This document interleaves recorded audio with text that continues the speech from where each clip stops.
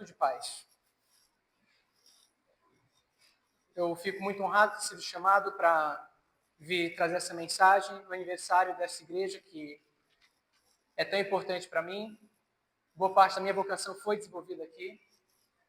Metade dos meus filhos foi batizada aqui. São 4 filhos, 2 deles batizados aqui. E amanhã eu faço um ano de ordenação. Então, são muitas ocasiões felizes, festivas que se juntam agora para me fazem ficar feliz de ter recebido esse convite de vir aqui pregar para vocês este salmo que é o meu salmo preferido. Todo mundo tem um salmo preferido, né? O 23 e tal. O meu é este, que inclusive é o que está lá na porta da igreja. Vocês saírem, virarem à esquerda, vão ver que está lá está na placa de metal, Salmo 122, versículo 1. Está na porta desta igreja. O alegrei-me quando me disseram, vamos à casa do Senhor. Pois bem, eu lerei agora o texto, por favor, acompanhem-no silenciosamente. Cântico de romagem de Davi. Alegrei-me quando me disseram, vamos à casa do Senhor. Pararam os nossos pés junto às tuas portas, ó Jerusalém. Jerusalém que estás construída como cidade compacta, para onde sobem as tribos do Senhor, como convém a Israel, para render graças ao nome do Senhor. Lá estão os tronos de justiça, os tronos da casa de Davi. Orai pela paz de Jerusalém, sejam prósperos os que te amam. Reine paz dentro de teus muros e prosperidade nos teus palácios. Por amor dos meus amigos e irmãos, eu peço, haja paz em ti. Por amor da casa do Senhor nosso Deus, buscarei o teu bem. Palavra do Senhor. Senhor Deus, Pai amado, que o Espírito que inspirou e preservou estas palavras ilumine agora o nosso entendimento e capacite-nos no nosso viver destas palavras. Em nome de Jesus Cristo que nós oramos. Amém.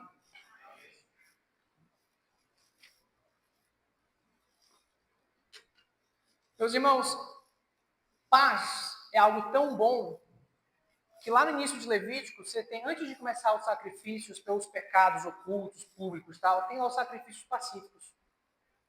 Quando as coisas estão em paz, você vai e sacrifica ao Senhor, porque as coisas estão em paz. É bom estar em paz.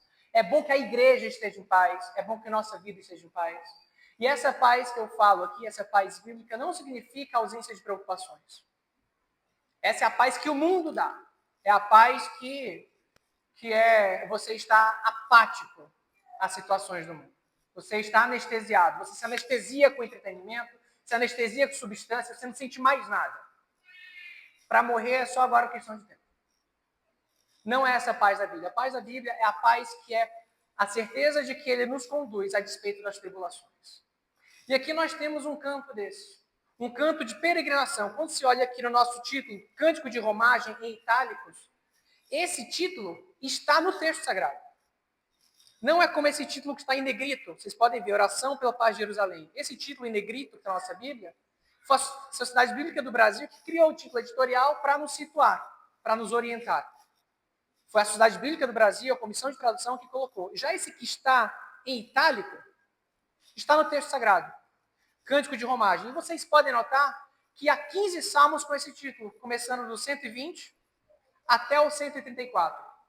15 salmos. É como se fosse o cancioneiro do peregrino, o inário do romeiro, indo a Jerusalém para celebrar as 3 festas instituídas por Deus. A Páscoa, os tabernáculos e a festa da colheita no final. E eles iam cantando esses hinos, esses salmos. E aqui nós temos um salmo que é de chegada, um salmo de paz. Se você for olhar o Salmo 120, é um salmo de angústia. Você pode ver, olha o Salmo 120 aí. Na minha angústia eu clamo ao Senhor. É o começo da jornada. Estou saindo, uma jornada perigosa, estou caminhando, como é que vai ser o caminho? E ele termina o 7, olha só, eu sou pela paz. Quando, porém, eu falo, eles temam pela guerra. Ele está ansiando pela paz, mas não encontrem. Os inimigos estão ao redor, a jornada que está à frente é difícil. O Salmo 121, eu gosto de dizer que é o salmo da metade do caminho. É o salmo, eu já comecei. Às vezes a coisa mais difícil é o começo, não é? O cara que é aquele pessoal que perde 40, 50 quilos, o mais difícil não é o início da jornada, é começar essa jornada, não é isso? Pois aqui já começou, já está no caminho, e ele fica olhando para os montes, vendo de onde vai vir o socorro. Aí meu socorro vem do Senhor que fez céu e a terra. Ele não vai deixar meu pé tropeçar, vai me guiar, minha entrada e minha saída, ele vai me conduzir. E aqui, 122, nós temos finalmente o Salmo da chegada. Eu cheguei, são e salvo, pronto para cumprir o meu propósito. E aí, esse cântico, então, começa: alegrei-me quando me disseram, vamos à casa do Senhor. Essa é uma ótima tradução. O propósito é muito bom, estamos indo até lá. No entanto, quando a gente pega isso daqui literalmente, a alegria não é temporal, não é alegrei-me quando me disseram, eu fiquei feliz quando me falaram. É alegrei-me nos que me dizem. Não é somente o intuito, vamos a Jerusalém, vamos sacrificar, vamos cumprir aquilo que o Senhor nos mandou fazer. Alegrei-me também com aqueles que me diziam. É comunal. Eu acho que no português talvez só NVI siga essa dupla possibilidade de tradução. Mas se você está vindo aqui à igreja, eu estou muito feliz, estou cumprindo o meu papel lá, e está com raiva de todo mundo, não está em paz com seus irmãos, você não pode falar esse salmo com sã consciência. Alegrei-me quando me disseram. Não é só a ocasião, é a companhia de peregrinos. A peregrinação do Senhor, ela não é um assunto solitário. Não é. Quando Maria e José percebem que Jesus Cristo não estava lá no meio do povo, eles achavam, foram 3 dias, né? Para perceber que Jesus estava lá. Porque devia estar com os primos, com os parentes, com os vizinhos que vinham de Nazaré. Era em caravana. Embora cada um de nós tenha um caminho traçado individualmente que o Senhor fez, esse caminho não foi feito para ser percorrido sozinho. Foi feito para ser percorrido em comunidade. Uma igreja, ela não pode viver se isso daqui não for verdade. Não vai ser uma vida saudável. Vai ser vai ser o carro andando com o tanque vazio. Você pode até ir mais longe sozinho. Aliás, você pode até ir mais rápido sozinho. Mas você vai mais longe se você for acompanhado. Eu me alegro com os que me dizem: vamos à casa do Senhor. Tanto que quando não é para os meus pés as portas de Jerusalém. Eu saí correndo, ficou todo mundo para trás. Ninguém é tão rápido quanto eu. Cheguei lá em Jerusalém. Pararam os meus pés? Negativo. Versículo 2, pararam os nossos pés. Os nossos pés junto às tuas portas, ó Jerusalém. É comunidade. Essa igreja viveu 64 anos. Queira Deus que ela continue aqui por mais tantos anos até o dia de Jesus voltar. Agora, se ela for dividida, se ela não estiver nessa alegria dos peregrinos que caminham juntos, muito difícil de acontecer. Porque o nosso Senhor Jesus Cristo diz que um reino dividido em si mesmo, uma casa que está um contra o outro, ela não subsiste. Alegrei-me quando me disseram verdade, o propósito. Mas alegrei-me com os que me disseram. A companhia importa. Se você acha, olha, mas você não sabe o que fulano fez para mim. Não sabe a fofoca que já sofri, não sabe a perseguição que já sofri. Aquele fulano lá é um hipócrita, está aqui em Santinho, mas você não sabe o que ele já fez para mim. Meu irmão, lembre-se, a companhia de peregrinos não é uma companhia de gente perfeita. A companhia de peregrinos é de pecadores redimidos por Cristo. Se a companhia de peregrinos fosse perfeita, você não estava fazendo parte dela, porque você também não é. A alegria, ela é sincera. Ela é a companhia um do outro. Quando um tropeça, tem o outro lá para segurar. Jesus não veio para formar um monastério de eremitas do deserto. Ele veio para formar um povo. E um povo necessariamente habita em conjunto. Habita em conjunto. Necessariamente. O propósito é muito bom. E a casa do Senhor, e a casa de Javé, cumprir aquilo que ele foi e estabeleceu. Mas se nós apenas obedecemos na forma, sem a essência, nós obedecemos sem adorar. E esse é o problema do fariseu. Eu sou apegado à forma e à essência, eu deixo eu ficar para trás. Eu viro uma carola. E viro uma pessoa que olha para Deus de modo transacional. Eu tenho um prazer no pecado, Deus não gosta disso, eu vou fazer um negócio com ele. Eu vou cumprir o que ele me propõe e aí eu ganho crédito para poder gastar. Não é assim. Aqui é alegrei-me quando me disseram, vamos à casa do Senhor, e os nossos pés pararam às tuas portas, ó Jerusalém. Essa é a primeira estrofe dessa música. Vocês estão notando que o azinho no versículo 1 está em negrito? Olha a Bíblia de vocês. Estão vendo que o J no versículo 3 está em negrito também? E depois o O lá no versículo 6? Isso aqui é um modo que a sociedade bíblica nos aponta o seguinte. No texto hebraico tem aqui a divisão de estrofes. Tem divisão de parágrafos. Então, essa primeira estrofe, que é a mais curta, ou seja, Davi acompanha o que vai aumentando de intensidade. A poesia hebraica não é igual à nossa, que tem métrica. Tem métrica. A poesia hebraica é como se fosse o andar das ondas.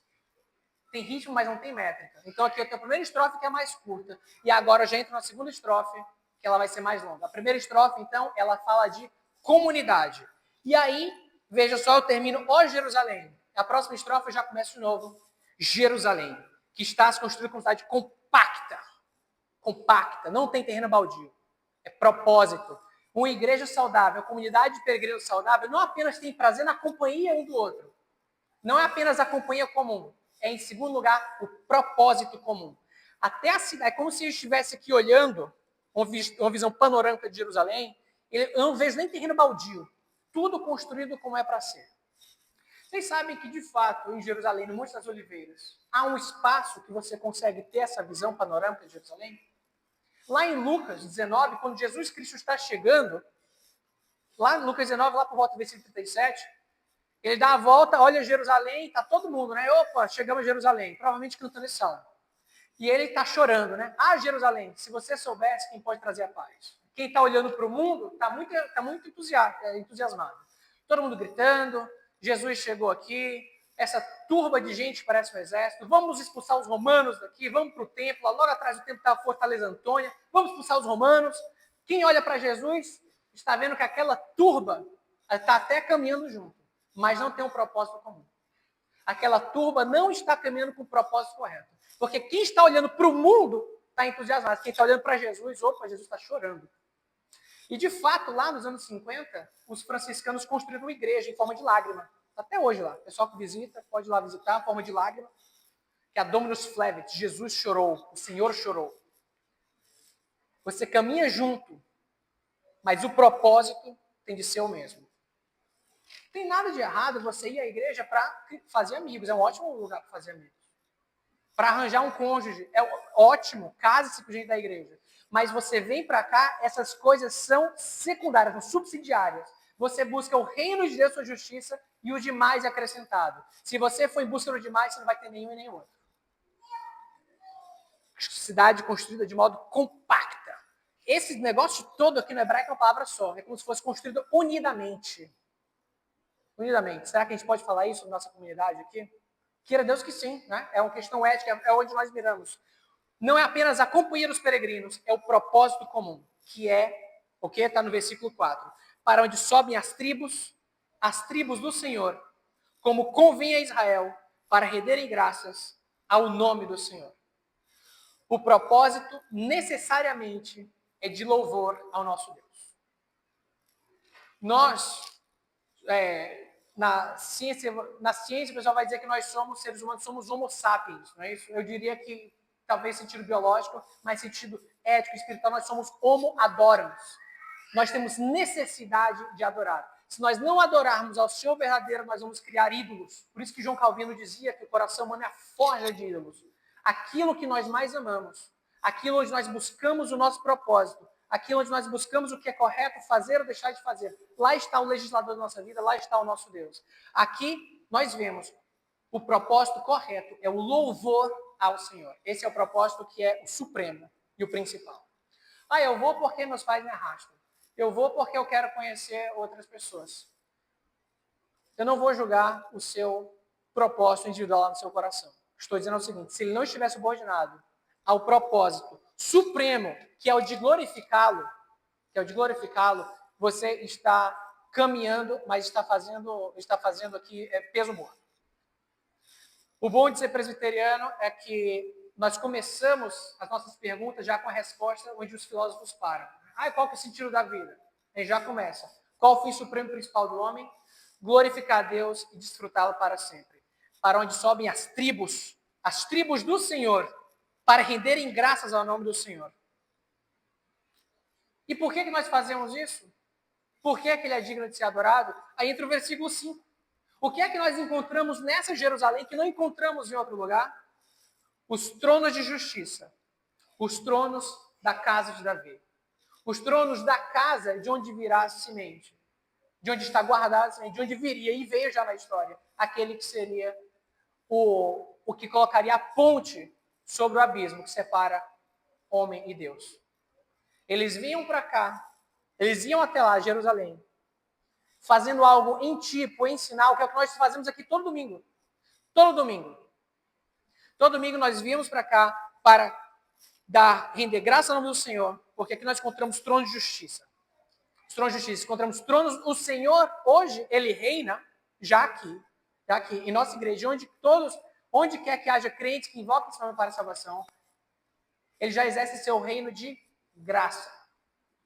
Mas ele já exerce o reino de poder, que é de determinar os rumos da história, em todo mundo. Quando nós oramos, venha a nós o teu reino, é isso, é expandir o reino de graça por aí. É que outros adoradores, em outros lugares, possam adorá-lo. Isso é uma das coisas que diferem logisticamente o povo na antiga aliança de nós hoje. O povo na antiga aliança ia até uma cidade específica. Agora o reino se espalha por todo mundo, mas o propósito é o mesmo. Render graças ao Senhor. É interessante que essa é a visão que João tem em Apocalipse 20 e 21. Se aqui as tribos sobem a Jerusalém, nós sabemos que a lei ela é um bom mestre, é um bom aio, é um bom guia. A lei é um espelho que nos mostra como nós estamos sujos, onde nós não conseguimos dizer, eu não consigo ver sujeira na minha testa. A lei mostra. Mas, na graça, nós somos apresentados ao sangue de Cristo, que consegue lavar esse pecado. Então, nós jamais conseguiríamos subir até lá. O que é que João vê em Apocalipse 20 e 21? Um Jerusalém que desce do céu. Que desce do céu. E, de fato, nós já temos essa degustação todo domingo aqui. Vocês sabiam disso? Que nós degustamos a eternidade todo domingo? Nós tendemos a pensar na eternidade como futuro. Não, a eternidade paira sobre nós. Quando Deus criou o mundo, houve tarde de manhã, primeiro dia, houve tarde de manhã, segundo dia, terceiro, quarto, quinto, sexto, o sétimo dia, o dia do Senhor não acaba. Você pode ver Gênesis 2, 1 a 3, não tem fim para o último dia. Não tem fim. É uma eternidade que paira sobre a história, sobre nós aqui. Então, toda a vida que nós chegamos aqui no domingo, nós temos uma conexão com a eternidade. Nós somos alimentados de modo que o mundo não pode dar. Porque nós estamos aqui para adorar o seu nome, para buscar a sua justiça, que é aquilo justamente que nos dá paz na nossa jornada no meio da semana. Se o Salmo 120 é o Salmo da segunda-feira, por assim dizer, na minha angústia clamo ao Senhor, eu quero paz, eles falam guerra. E o Salmo 121, digamos, é o Salmo da quarta ou da quinta-feira. A semana já foi a metade, mas ainda tem mais para chegar. O Salmo 122, é aqui que nós chegamos. Recebemos as sombras da Jerusalém Celestial. Aquela que um dia vai descer até nós. E nós vamos desfrutar do modo que é apoteótico. Do modo que é o ápice, que é quando Jesus voltar e consumar tudo. Essa Jerusalém que fala do Salmo 122, diferentemente do que muito da mentalidade evangélica brasileira pensa, não é Jerusalém do Netanyahu. Jerusalém do Netanyahu é uma cidade. Ela é tão importante para os exílios futuros do Senhor como Pequim, como Fortaleza, como Campina Grande, como Quito. A Jerusalém que nós falamos aqui é a Jerusalém onde tem os tronos de justiça, onde Jesus é rei. E que cidade é essa que habita esse povo? Justamente está espalhado por todo mundo e aos domingos, no dia do Senhor, eles se reúnem e recebem esse antegozo celestial. Eles vêm atrás do trono de justiça. Aí eles podem caminhar no mundo, ciente de que as coisas não são muitas vezes como nós queremos, mas nós recebemos as gotas que nos excedem do trono de justiça, que nos capacitam a viver na nossa jornada até nós nos encontrarmos de novo aqui, com outros peregrinos, com a mesma sede de justiça, na certeza de que nós seremos fartos. Veja, então, que uma igreja saudável, uma comunidade de peregrinos saudáveis, ela não tem apenas prazer na companhia do outro, porque você pode se juntar para o que não presta, né? Mas tem prazer na companhia do outro pelo propósito correto. Cidade compacta, sem coisas propositadas, sem rua sem saída, sem terreno baldio, compacto, propósito, onde tudo cai no lugar certo. E então nós entramos na terceira estrofe, que é a maior. E aqui tem uma coisa muito interessante, que é do 6 ao 9. Do 1 até o 5, você tem sussurros da paz. a palavra paz em hebraico, shalom, né, que todo mundo conhece. Nós temos aqui vários joguinhos de palavras, vários joguinhos sonoros, que tem essas mesmas letras, mesmas raízes. Então, se a paz vem sussurrando na companhia e no propósito, chega no final, ela grita. E aqui, orai pela paz de Jerusalém. João Calvino vai dizer que encabeçando nossas orações deve estar a oração pela paz da igreja. Oração pela paz entre o povo do Senhor. Orai pela paz de Jerusalém. Sejam prósperos que te amam. Se você ama o povo do Senhor espalhado sobre a terra, que você seja próspero. Essa é a bênção de que esse salmista, que Davi coloca. Mas veja que interessante.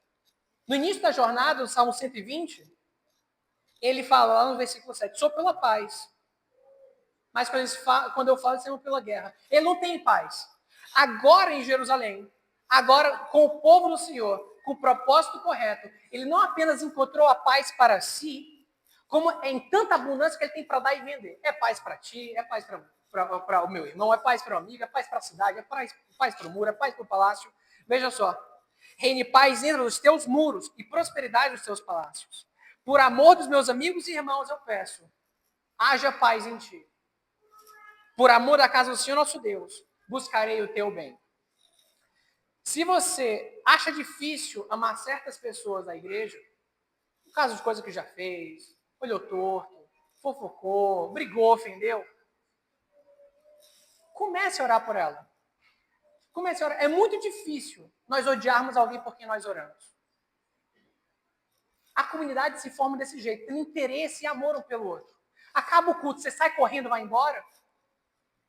Esse é o momento mais importante da semana. Não tem nada na semana, nada que supere estar aqui contra os peregrinos com a janela do Cronos aberta, na ligação, recebendo o antegozo do céu. Recebendo a paz que vem do Senhor, recebendo a água que vem dos tronos de justiça. Não tem. Não tem. É isto pauta o nosso viver. É o culto. Nós somos homoadoras. Eu achei muito interessante quando o reverendo Levi falou, acho que na semana passada, sobre a questão que se o jogo da Copa do Mundo, né, cair do horário de culto, o culto fica igual. Eu já estive em igreja que mudava horário por causa do jogo de Copa do Mundo. Eu discordo frontalmente. Discordo. Qual que é a prioridade? Não é o culto do Senhor, não é estar com os peregrinos, com um propósito comum, onde nós encontramos a paz. Se você for perguntar às pessoas, o que você queria? Eu queria estar em paz. É o que as pessoas mais vão querer. Às vezes você pergunta, por que para um imigrante ou para um retirante, eu queria, lá na minha terra não tinha emprego, mas tinha paz, tinha sossego. É uma necessidade que nós temos, de saber que as coisas vão dar certo, a despeito do que os nossos olhos, segundo a carne, apontam das circunstâncias. Pois aqui está, meus irmãos, você não vai encontrar paz. A paz que você busca, da qual você necessita, você não vai buscar fora da companhia dos peregrinos do Senhor. Este é o modo ordinário pelo qual ele comunica as bênçãos da redenção, são pela palavra, principalmente pregada, não apenas lida, e por meio dos seus sacramentos, que são coisas feitas de modo comunitário, não individual. Companhia dos peregrinos do Senhor, pelo mesmo propósito, e paz. Uma igreja saudável, ela não pode caminhar sem essas três coisas. Tanto que quando Jesus olha para Jerusalém e ele chora, lá tinha templo, lá tinha multidão, tinha muralha, mas por que ele está chorando? Ele fala, Jerusalém, se você soubesse quem é que te pode trazer a paz, o sistema que Jesus Cristo trazia e o sistema proposto pelo templo, os dois não podiam coexistir. Um vai ter que ceder para o outro. Jerusalém não é grande o suficiente para uma vida que é dissociar a adoração do Senhor e uma vida que prioriza a adoração do Senhor. Esse cântico de paz aqui, então, você vê que é uma consequência de eu me alegro não apenas por estar aí na casa do Senhor, mas com essas pessoas que me chamaram. Pelo propósito correto. E lá, sim, finalmente, eu encontro paz. E então o versículo 9 diz, por amor da casa do Senhor, nosso Deus, ou seja, não é o meu Deus apenas, não é o meu Deus apenas, é o nosso Deus, é o Deus de um povo, eu buscarei o teu bem. Agir de modo que a comunidade de peregrinos prospere. Você quer amar um Deus invisível, é o argumento de João, você quer amar um Deus que você não vê, você ama o irmão que você vê. Deus não precisa dos seus recursos financeiros ou do seu tempo, das suas habilidades, mas o seu próximo talvez precise. Seu próximo talvez precise.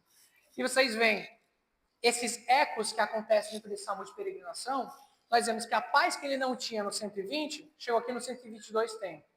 Se você olhar o 120 de novo, eu quero que vocês notem o versículo 5. Ai de mim que peregrino em Meseque e habito nas tendas de Quedar. Geograficamente, isso aqui é impossível. Meseque é como se fosse Jordânia e Quedar é como se fosse ali a Turquia.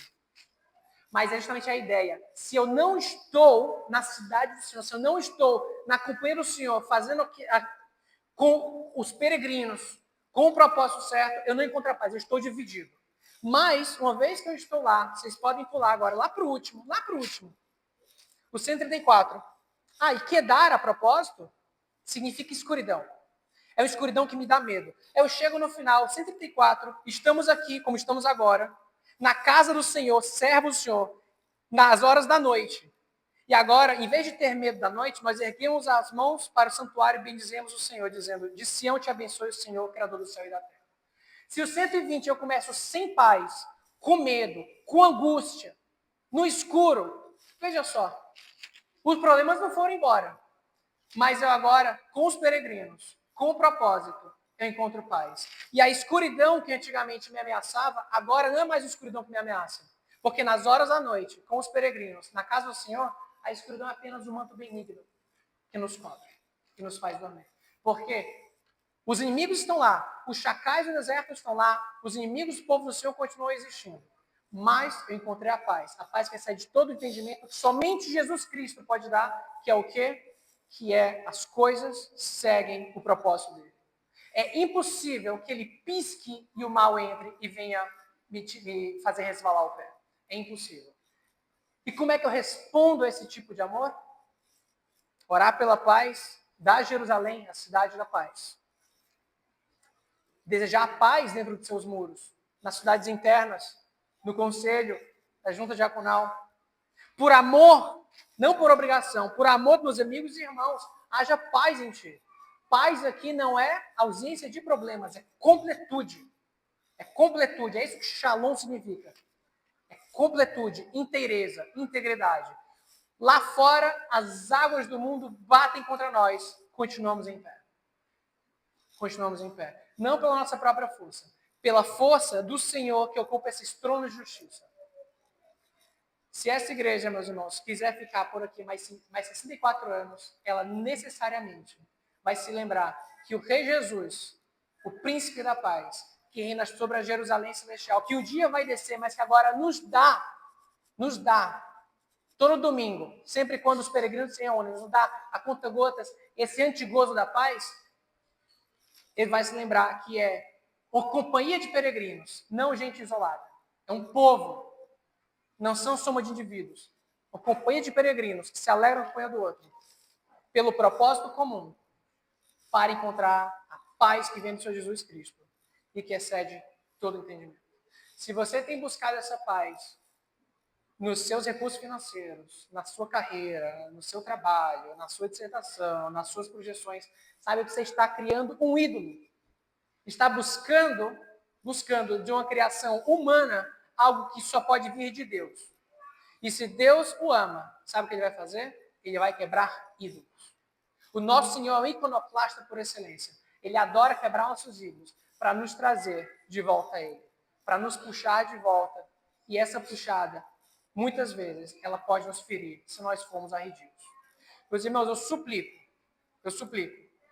alegrem-se na companhia um dos outros peregrinos. Não dá para você amar o Senhor e tá com ódio daquele porque Jesus Cristo também verteu seu sangue. Mantenha o propósito comum. Não dá para você vir para cá se o propósito último não for adoração a Deus. E, finalmente, a paz que você vai receber, você vai desejar para os outros. E vai trabalhar, se esforçar para manter essa paz também. Eu não vejo outro modo de essa igreja continuar por 64 anos se essas três coisas, companhia, propósito e paz, não forem endereçadas. Não apenas essa igreja, qualquer uma delas. Qualquer uma delas. Onde quer que haja reunião de peregrinos. Eu sei que onde tem gente tem problema. Mas Jesus Cristo gosta tanto que pecadores se reúnam, que ele diz o quê? Que onde estiverem 2 ou 3 reunidos em meu nome, aí estou no meio deles. Que Deus possa amolecer nossos corações, renovar nossas intenções, para que nós possamos viver de modo intencional nessa comunidade de peregrinos, levando os fardos uns dos outros, edificando uns aos outros, lembrando que aquilo que nós buscamos, nós encontramos apenas no nosso Jesus Cristo, que morreu por você e morreu também por aquele irmão que às vezes é difícil de gostar. Que Deus nos capacite, em nome do Pai, do Filho e do Espírito Santo. Amém. Meus irmãos, eu peço agora para que todos os que podem se ponham em pé para o cântico.